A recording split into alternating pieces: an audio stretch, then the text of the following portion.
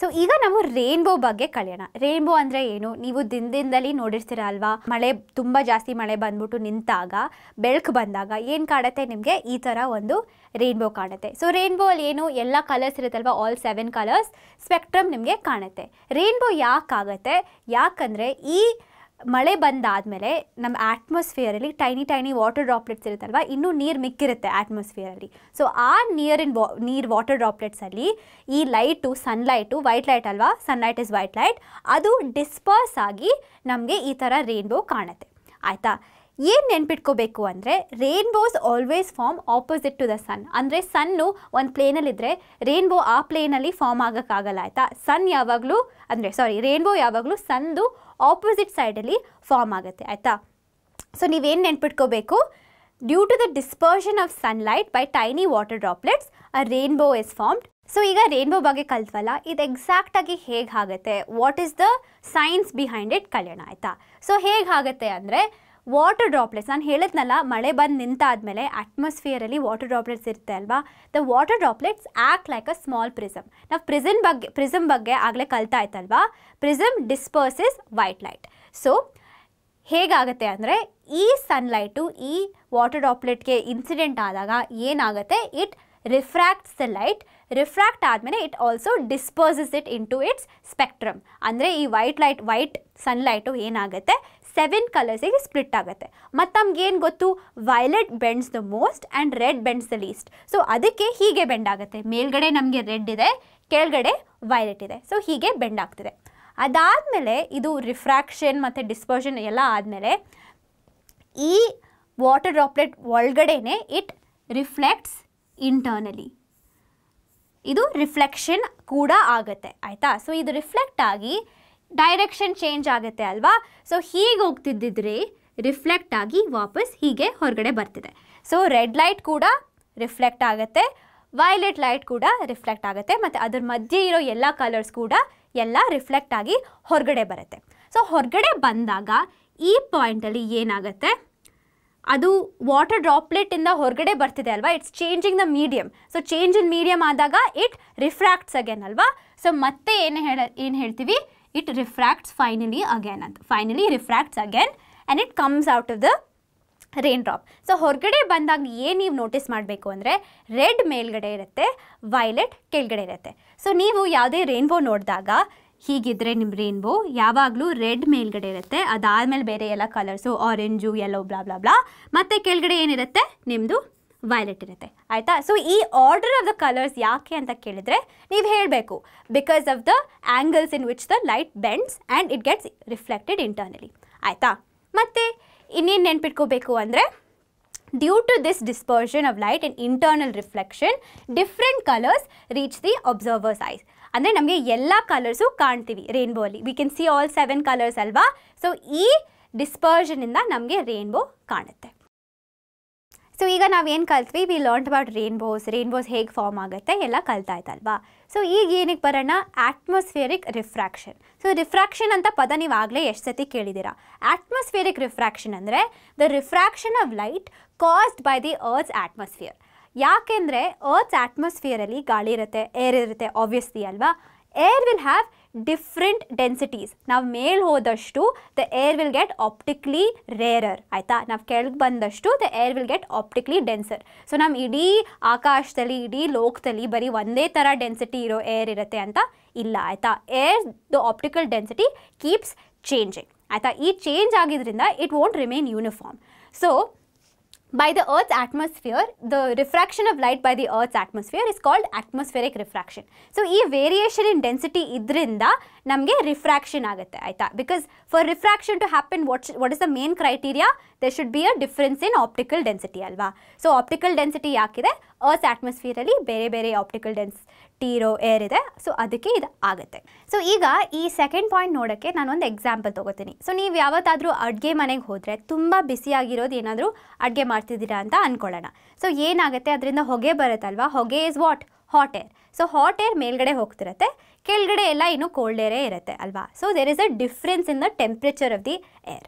ಮತ್ತು ನಮ್ಗೇನು ಗೊತ್ತು, ಹಾಟ್ ಏರ್ ಇಸ್ ಲೈಟರ್, ಅದಕ್ಕೆ ಅದು ಮೇಲೆ ಹೋಗ್ತಿದೆ, ಮತ್ತು cold air is heavier, so ಅದಕ್ಕೆ ಕೆಳಗಡೆ ಹೋಗ್ತಿದೆ. ಸೊ ನೀವು ಆ ಪಾತ್ರೆನ ನೋಡಿದ್ರೆ ಹೇಗೆ ಕಾಣ್ತಿರುತ್ತೆ ನಿಮಗೆ, ಸ್ವಲ್ಪ ಶಿಫ್ಟ್ ಆಗ್ತಿರೋ ಥರ ಕಾಣ್ತಿದೆ ಅಲ್ವಾ. ಮತ್ತು ಆ ಏರ್, ನೀವು ಈ ಥರ ಪಾತ್ರೆ ಇದ್ದರೆ ಏರ್ ಪಾತ್ರೆಯಿಂದ ಮೇಲ್ಗಡೆ ಬರ್ತಿದ್ರೆ, ನೀವು ಪಾತ್ರೆಯಿಂದ ಹಿಂದ್ಗಡೆ ಏನಾದರೂ ನೋಡೋಕ್ಕೆ ಟ್ರೈ ಮಾಡಿದ್ರೆ ಹೇಗೆ ಕಾಣ್ತಿರುತ್ತೆ, ಆ ಪೊಸಿಷನು ಚೇಂಜ್ ಆಗ್ತಾ ಇದ್ದಂಗೆ ಕಾಣ್ತಿರುತ್ತೆ. ಬಟ್ ಆ್ಯಕ್ಚುಲಿ ಅದು ಪೊಸಿಷನ್ ಚೇಂಜ್ ಆಗ್ತಿರುತ್ತಾ, ಇಲ್ಲ ಅಲ್ವಾ, ಸ್ಟೇಷನರಿ ಆಗೇ ಇರುತ್ತೆ.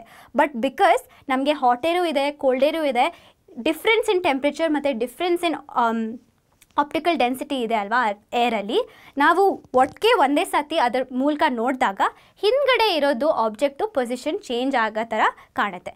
ನಿಮಗೆ ಇದು ಮತ್ತೆ ನೋಡಬೇಕು ಅಂದರೆ ನೀವು ಹೋಗಿ ಚೆಕ್ ಮಾಡಿ ನಿಮ್ಮ ಅಡುಗೆ ಮನೇಲಿ. ನೆಕ್ಸ್ಟ್ ಟೈಮ್ ನೀವು ತುಂಬ ಬಿಸಿಯಾಗಿರೋದು ಏನಾದರೂ ಮಾಡ್ತಿರುವಾಗ ಚೆಕ್ ಮಾಡಿ, ಆಯಿತಾ. ಆವಾಗ ನಿಮ್ಗೆ ಅರ್ಥ ಆಗುತ್ತೆ ಏನು ಹೇಳ್ತಿದ್ದೆ ಅಂತ. ಸೊ ಇದು ಏನು, what is this mean, why does this happen ನೋಡೋಣ. ಸೊ ನಾನು ಏನು ಹೇಳಿದೆ, hot air is lighter and it is also optically less dense or optically rarer ಅಲ್ವಾ. ಸೊ ಏನಂತ ಹೇಳ್ತೀವಿ, ಅದರದ್ದು refractive index is less than that of cold air. So hot ಏರ್ದು refractive index cold ಏರ್ದು ರಿಫ್ರಾಕ್ಟಿವ್ ಇಂಡೆಕ್ಸಿಂತ ಸ್ವಲ್ಪ ಕಡಿಮೆ ಇದೆ, ಆಯಿತಾ. ಸೊ ಈ optical density of the air change ಆಗ್ತಾ ಇರುತ್ತಲ್ವಾ, ಇದು ಕಾನ್ಸ್ಟೆಂಟ್ ಆಗಿರಲ್ಲ. ಕಾನ್ಸ್ಟೆಂಟ್ ಆಗಿದ್ದರೆ ನಮಗೆ ಈ ರಿಫ್ರಾಕ್ಷನೇ ಕಾಣಲ್ಲ ಅಲ್ವಾ. In order to see refraction what should there be a difference in the optical density. So ಈ ಆಪ್ಟಿಕಲ್ ಡೆನ್ಸಿಟಿ ಕಾನ್ಸ್ಟೆಂಟ್ ಆಗಿಲ್ಲ ಅಂದರೆ ನಮ್ಗೆ ಏನು ಕಾಣುತ್ತೆ, the apparent position of the object fluctuates. So ನಾನೇನು ಹೇಳಿದೆ, ನಾನು ಹಿಂದ್ಗಡೆ ಇರೋ ಏನಾದರೂ ಆಬ್ಜೆಕ್ಟ್ನ ನೋಡಿ ಅಂತ ಹೇಳಿದ್ನಲ್ಲ, ಸೊ ಅದ್ರದ್ದು ಪೊಸಿಷನ್ ಫ್ಲಕ್ಚುಯೇಟ್ ಅಂದರೆ ಮೂವ್ ಆಗೋ ಥರ ಕಾಣುತ್ತೆ. ಸೊ ಅದಕ್ಕೆ ಯಾಕಾಗತ್ತೆ ಅಂದರೆ the reason is atmospheric refraction. So ಈ ಅಟ್ಮಾಸ್ಫಿಯರಿಕ್ ರಿಫ್ರಾಕ್ಷನ್ ಇಂದ ಕೆಲವೊಂದು ಬೇರೆ ಬೇರೆ ಫಿನಾಮಿನಾ ಕೂಡ ಆಗುತ್ತೆ, ಆಯಿತಾ. ಮೊದಲನೇ ಫಿನಾಮಿನಾ ಬಂದ್ಬಿಟ್ಟು ಟ್ವಿಂಕ್ಲಿಂಗ್ ಆಫ್ ಸ್ಟಾರ್ಸ್. ಸ್ಟಾರ್ಸ್ ಅಂದರೆ ಏನು, ನಕ್ಷತ್ರಗಳು. ಸೊ ನಾವು ರಾತ್ರಿ ಹೊತ್ತು ಸ್ಕೈ ನೋಡಿದ್ರೆ, ಅಂದರೆ ಆಕಾಶ ನೋಡಿದ್ರೆ ಹೇಗಿರುತ್ತೆ, ನಕ್ಷತ್ರ ಎಲ್ಲ ಶೈನಿಂಗ್ ಆಗಿರುತ್ತಲ್ವಾ, ಅದನ್ನು ನಾವು ಏನಂತ ಕರಿತೀವಿ, ಟ್ವಿಂಕ್ಲಿಂಗ್ ಅಂತ ಕರಿತೀವಿ. ಇದು ಯಾಕಾಗತ್ತೆ, ಮೇನ್ ರೀಸನ್ ಬಂದ್ಬಿಟ್ಟು atmospheric refraction off star light. ಅಂದರೆ ಈ ಸ್ಟಾರ್ಗಳು, ಈ ನಕ್ಷತ್ರದಿಂದ ನಮಗೆ ಒಂದು ಲೈಟ್ ಬರುತ್ತೆ ಅಲ್ವಾ, ಸ್ಟಾರ್ ಲೈಟ್ ಅಂತ ಕರಿತೀವಿ, ಆಯಿತಾ. ಈ ಲೈಟ್ ಎಲ್ಲ ಪಾಯಿಂಟ್ ಸೋರ್ಸ್ ಆಫ್ ಲೈಟ್ ಅಂತ ಕರಿತೀವಿ. Stars are a point source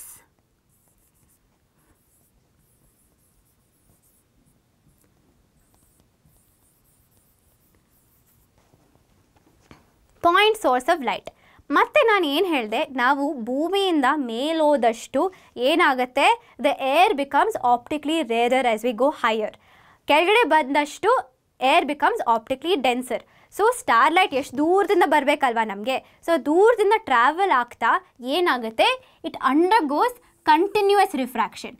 ಯಾಕೆ, because it is travelling from rarer to denser medium. So rarest ಏರಿಂದ it keeps travelling till us.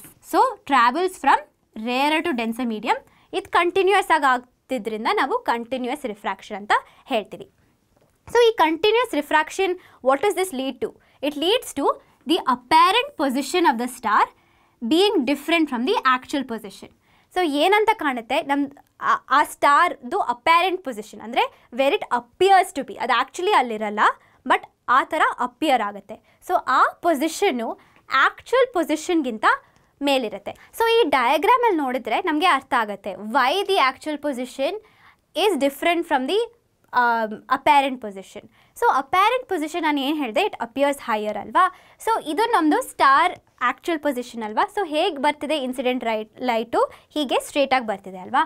So but ನಾನು ಏನು ಹೇಳಿದೆ, the medium also becomes more dense. ನಾವು ಬರ್ತಾ ರೇರರಿಂದ ಡೆನ್ಸರ್ ಮೀಡಿಯಮ್ಗೆ ಬರುತ್ತೆ. ಸೊ ರೇರರಿಂದ ಡೆನ್ಸರ್ ಮೀಡಿಯಮ್ ಬಂದಾಗ it moves towards the normal ಅಲ್ವಾ. The light ray gets refracted towards the normal. So ಇಲ್ಲಿ ನಾನು ಬರೆದ್ರೆ ಹೇಗೆ ಇಲ್ಲಿ ನೋಡ್ತಿದ್ದೆ ಅಲ್ವಾ, ಸ್ಟ್ರೇಟ್ ಲೈನ್ ಹೇಗೆ ಹೀಗೆ ಬೆಂಡ್ ಆಯಿತು. ಅದೇ ಥರ ಮತ್ತೆ ನಾನು ಇದನ್ನು ಇನ್ಸಿಡೆಂಟ್ ತೊಗೊಂಡ್ರೆ ಹೇಗೆ ಬೆಂಡ್ ಆಗುತ್ತೆ. ಸೊ ನೀವು ನೋಡಿದ್ರೆ ಇದು ಕಂಟಿನ್ಯೂಯಸ್ ಆಗಿ ಹೀಗೆ ಬೆಂಡಾಗಿ ಒಂಥರ ಕರ್ವ್ ಥರ ಕಾಣುತ್ತೆ, ಆಯಿತಾ. ಸೊ ಇದು ನಿಮ್ಮದು ಆ್ಯಕ್ಚುಯಲ್ ಲೈಟ್ ಅಂದರೆ actual path.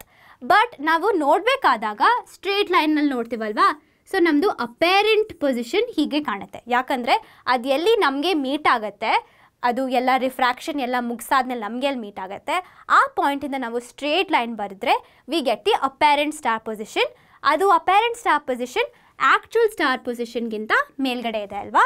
So that is why it appears higher then the actual position. ಇದನ್ನು ನೀವು ಅರ್ಥ ಮಾಡ್ಕೊಳ್ಳಿ. ಓಕೆ, ಸೊ ಡಯಾಗ್ರಾಮಲ್ಲಿ ಏನು ನೋಡಿದ್ವಿ, we saw that the apparent position is higher then the actual position. ಮತ್ತು ಇನ್ನೊಂದು ವೆರಿ ವೆರಿ ಇಂಪಾರ್ಟೆಂಟ್ ಪಾಯಿಂಟ್ ಅಂದರೆ ಈ ಅಪ್ಯಾರೆಂಟ್ ಪೊಸಿಷನ್ ಕೂಡ ಈಸ್ ನಾಟ್ ಫಿಕ್ಸ್ಡ್, ಅಂದರೆ ಅದು ಕೂಡ ಯಾವಾಗಲೂ ಆ ಥರನೇ ಇರುತ್ತೆ ಅಂತ ಏನಿಲ್ಲ. So the apparent position is not stationary. Why is it not stationary? Because the physical conditions of the earth's atmosphere are not stationary. ಅಂದರೆ ನಮ್ಮ ಆಟ್ಮಾಸ್ಫಿಯರ್ದು ಏರು ಕಂಟಿನ್ಯೂಯಸ್ ಆಗಿ ಚೇಂಜ್ ಆಗ್ತಿರುತ್ತಲ್ವಾ ಈ ರಿಫ್ರಾಕ್ಟಿವ್ ಇಂಡಿಸಸ್ಸು. ಸೊ ಅದು ಸ್ಟೇಷನರಿ ಆಗಿಲ್ದಿದ್ರಿಂದ ಈ ಅಪ್ಯಾರೆಂಟ್ ಪೊಸಿಷನ್ ಕೂಡ ಚೇಂಜ್ ಆಗುತ್ತೆ. ಸೊ ಈ ಅಪ್ಯಾರೆಂಟ್ ಪೊಸಿಷನ್ ಚೇಂಜ್ ಆದಾಗ ಕೆಲವೊಂದು ಸತಿ ನಮಗೆ ಕಡಿಮೆ ಲೈಟ್ ಸಿಗುತ್ತೆ ನಮ್ಮ ಕಣ್ ತನಕ, ಕೆಲವೊಂದು ಸತಿ ಜಾಸ್ತಿ ಲೈಟ್ ಸಿಗುತ್ತೆ ನಮ್ಮ ಕಣ್ ತನಕ. ಸೊ ಈ ಕೆಲವೊಂದು ಸತಿ ಜಾಸ್ತಿ ಕಡಿಮೆ ಈ ಥರ ಫ್ಲಕ್ಚುಯೇಟ್ ಆಗೋದ್ರಿಂದ ನಮಗೇನಾಗುತ್ತೆ, ಟ್ವಿಂಕ್ಲಿಂಗ್ ಆಫ್ ಸ್ಟಾರ್ಸ್ ಬರುತ್ತೆ. So twinkling of stars is due to the fluctuation in the amount of light entering our eyes from the star. So ಇದೆಲ್ಲ ಅರ್ಥ ಮಾಡಿಕೊಂಡ್ರೆ ಯು ವಿಲ್ ಅಂಡರ್ಸ್ಟ್ಯಾಂಡ್ ಯಾಕೆ ನಮ್ಮದು ಸ್ಟಾರ್ಸು ಟ್ವಿಂಕಲ್ ಆಗುತ್ತೆ ಅಂತ. ಸೊ ಈಗ ನಾವೇನು ನೋಡಿದ್ವಿ, ನಕ್ಷತ್ರಗಳು ಯಾಕೆ ಟ್ವಿಂಕಲ್ ಆಗುತ್ತೆ, ಟ್ವಿಂಕ್ಲಿಂಗ್ ಅಂದರೆ ಮಿಂಚೋದಲ್ವಾ, ನಕ್ಷತ್ರಗಳು ಯಾಕೆ ಮಿಂಚುತ್ತೆ ಅಂತ ಕಲ್ತ್ವಿ. ಅದೇ ಥರ ನಮಗೆ ಪ್ಲ್ಯಾನೆಟ್ಸ್ ಕೂಡ ಇದೆ ಅಲ್ವಾ. ಸೊ ಪ್ಲ್ಯಾನೆಟ್ಸ್ ಅಂದರೆ ಏನು, ಅರ್ತ್ ಇಸ್ ಅ ಪ್ಲ್ಯಾನೆಟ್. ಅದೇ ಥರ we have Mercury, we have Venus, we have Mars. So ಈ ಪ್ಲ್ಯಾನೆಟ್ಸ್ ಎಲ್ಲ ಯಾಕೆ ಟ್ವಿಂಕಲ್ ಆಗಲ್ಲ, ಯಾಕೆ ಮಿಂಚಲ್ಲ ಅಂದರೆ ಮೊದಲನೇ ರೀಸನ್ ಅಂದರೆ they are closer to the earth. Closer to the earth ಅಂದರೆ ಅಷ್ಟೊಂದು ರಿಫ್ರಾಕ್ಷನ್ ಏನಾಗಲ್ಲ ಅಲ್ವಾ, ಅಷ್ಟೊಂದು ವೇರಿಯೇಷನ್ ಇರಲ್ಲ ಆ ಅಟ್ಮಾಸ್ಫಿಯರಲ್ಲಿ. ಸೊ ಅದಕ್ಕೆ ನಮಗೆ ಈ ಟ್ವಿಂಕ್ಲಿಂಗ್ ಕಾಣಲ್ಲ. ಮತ್ತು ಇನ್ನೊಂದು ಏನು ಅಂದರೆ they are not point sources of light. ನಮ್ಮದು ನಕ್ಷತ್ರಗಳು stars are very very very far, ಅರ್ತ್ಗಿಂತ ತುಂಬ ದೂರ ಇದೆ ಅಲ್ವಾ. ಸೊ ತುಂಬ ದೂರ ಇದರಿಂದ ನಾವು ಅದನ್ನು ಪಾಯಿಂಟ್ ಸೋರ್ಸ್ ಆಫ್ ಲೈಟ್ ಅಂತ ಕನ್ಸಿಡರ್ ಮಾಡ್ಬೋದು. But planets are much closer ಅಲ್ವಾ. Planets are not point sources of light. ಅದನ್ನು ನಾವು ಹೇಗೆ ಕನ್ಸಿಡರ್ ಮಾಡ್ಬೋದು, we can consider them as a collection of many point sources of light. So ಒಂದೇ point source ಅಲ್ಲ, we can consider that ಅದು ಹೇಗಿರುತ್ತೆ ಅಂತ it will be like a collection of many point sources of light. ಆಯಿತಾ. ಆವಾಗ ಏನಾಗುತ್ತೆ, ಈ total amount of light entering hour eyes from all ಈ ಬೇರೆ ಬೇರೆ ಬೇರೆ ಪಾಯಿಂಟ್ ಸೋರ್ಸಿಂದ ಹೇಗೆ ನಮ್ಮ ಐಸ್ಗೆ ಲೈಟ್ ಎಂಟರ್ ಆಗುತ್ತೆ, ಇದು ಕ್ಯಾನ್ಸಲ್ ಔಟ್ ಆಗುತ್ತೆ ಅಲ್ವಾ ಟ್ವಿಂಕ್ಲಿಂಗ್ ಎಫೆಕ್ಟ್. ಯಾಕಂದರೆ ಒಂದು ಸತಿ ಯಾವುದೋ ಒಂದು ಪಾಯಿಂಟು ಡಿಮ್ ಇದ್ದರೆ ಇನ್ನೊಂದು ಪಾಯಿಂಟು ಬ್ರೈಟ್ ಇದ್ದರೆ ಅದು ಕ್ಯಾನ್ಸಲ್ ಔಟ್ ಆಗುತ್ತೆ. ಓಕೆ, ಸೊ ಎಷ್ಟೊಂದು ಪಾಯಿಂಟ್ ಸೋರ್ಸಸ್ ಅಂದರೆ ಒಟ್ಟಿಗೆ ಸೇರಿ ನಮಗೆ ಈ ಪ್ಲ್ಯಾನೆಟ್ ಥರ ಕಾಣುತ್ತೆ ಅಲ್ವಾ. ಸೊ ಅವಾಗ ಏನಾಗುತ್ತೆ, ಆ twinkling effect of all the individual point sources will cancel each other out. Total ಆಗಿ ಏನು ಟ್ವಿಂಕ್ಲಿಂಗ್ ಇರಲ್ಲ. ಸೊ ಇಲ್ಲಿ ತನಕ ನಾವು ಏನು ಕಲ್ತ್ವಿ, we learned about the twinkling of stars. Twinkling of stars ಯಾಕಾಗುತ್ತೆ, ಬಿಕಾಸ್ ಆಫ್ ಅಟ್ಮಾಸ್ಫಿಯರಿಕ್ ರಿಫ್ರಾಕ್ಷನ್. ಆಯಿತಾ. ಸೊ ಅದೇ ಫಿನಾಮಿನಾಯಿಂದ ಇನ್ನೊಂದು ಪ್ರಾಪರ್ಟಿ ಕೂಡ ನಾವು ನೋಡ್ತೀವಿ. We see advanced sunrise and delayed sunset. Advance sunrise ಅಂದರೆ ಆ್ಯಕ್ಚುಲ್ ಸನ್ರೈಸ್ಗಿಂತ ನಮಗೆ ಮುಂಚೆನೇ ಕಾಣ್ಬಿಡುತ್ತೆ ಈ ಬೆಳಕು, ಸೂರ್ಯನ ಬೆಳಕು. ಮತ್ತು ಡಿಲೇಡ್ ಸನ್ಸೆಟ್ ಅಂದರೆ ಸನ್ ಆಗಲೇ ಕೆಳಗಡೆ ಹೋದಾದಮೇಲೆ ಸೆಟ್ ಆದಮೇಲೆ ಕೂಡ ನಮಗೆ ಕಾಣುತ್ತೆ. ಸೊ ಇದನ್ನು ಅರ್ಥ ಮಾಡ್ಕೊಳ್ಳೋಕ್ಕೆ ನಾನು ನಿಮಗೆ ಒಂದು ಪದ ಹೇಳ್ತೀನಿ. ಪದದ ಹೆಸರು horizon. So what is the horizon? ನಮ್ಮದು ಆಕಾಶ ಭೂಮಿನ ಎಲ್ಲಿ ಮೀಟ್ ಆಗುತ್ತೆ ಆ ಲೈನ್ನ ನಾವು ಹೊರೈಸನ್ ಅಂತ ಕರಿತೀವಿ. ಸೊ ಸನ್ರೈಸ್ ಆಗಬೇಕು ಅಂದರೆ ಹೇಗೆ ಆಗಬೇಕು, ಸೂರ್ಯ ಹೊರೈಸನ್ ಮೇಲ್ಗಡೆ ಬರಬೇಕಲ್ವಾ, ಮೇಲ್ ಬಂದಾದಮೇಲೆ ನಮಗೆ ಕಾಣುತ್ತೆ ಅಲ್ವಾ. ಆದರೆ ಅಟ್ಮಾಸ್ಫಿಯರಿಕ್ ರಿಫ್ರಾಕ್ಷನಿಂದ ನಮಗೇನು ಗೊತ್ತು, the apparent position is higher then the actual position. So ನಮ್ಮ ಸೂರ್ಯ ಹೊರೈಸನ್ ಕೆಳಗಡೆ ಇದ್ರೂ ಅಟ್ಮಾಸ್ಫಿಯರಿಕ್ ರಿಫ್ರಾಕ್ಷನಿಂದ ಅದು ಮೇಲ್ಗಡೆ ಇದ್ದಂಗೆ ಕಾಣುತ್ತೆ. ಆಯಿತಾ. It will be higher because of the atmospheric refraction. The apparent position ಮೇಲ್ಗಡೆ ಇರುತ್ತೆ. ಸೊ ಆ್ಯಕ್ಚುಲ್ ಸನ್ರೈಸ್ ಆಗಬೇಕು ಅಂದರೆ ಇದು ಫುಲ್ ಕ್ರಾಸ್ ಆಗಬೇಕು. ಬಟ್ ಅದು ಕ್ರಾಸ್ ಆಗೋಕ್ಕಿಂತ ಮುಂಚೆ ನಮಗೆ ಸನ್ರೈಸ್ ಕಾಣ್ತಿದೆ. ಸೊ ನಾವೇನು ಹೇಳ್ತೀವಿ, the sun can be seen 2 minutes before the actual sunrise. So advanced sunrise ಅಂತ ಹೇಳ್ತೀವಿ. ಇದೇ ಥರ ಸನ್ಸೆಟ್ ಟೈಮಲ್ಲೂ ಕೂಡ ನಮಗೆ ಸೂರ್ಯನ ಬೆಳಕು ಸನ್ ಆ್ಯಕ್ಚುಲಿ ಸೆಟ್ ಆದಮೇಲೆ 2 ನಿಮಿಷಕ್ಕೆ ನಮಗೆ ಇನ್ನೂ ಕಾಣ್ತಿರುತ್ತೆ ಸೂರ್ಯನ ಬೆಳಕು. ಆಯಿತಾ.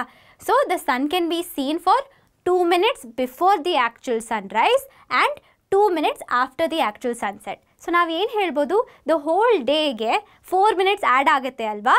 So the day increases by 4 minutes because we see sunrise 2 minutes before actual sunrise and we see sunset 2 minutes after actual sunset. So ಇದು ಅರ್ಥ ಮಾಡ್ಕೊಳ್ಳೋದು ತುಂಬ ಇಂಪಾರ್ಟೆಂಟ್. ಯಾಕೆ ಆಗೋದಿದು, ಅಟ್ಮಾಸ್ಫಿಯರಿಕ್ ರಿಫ್ರಾಕ್ಷನಿಂದ.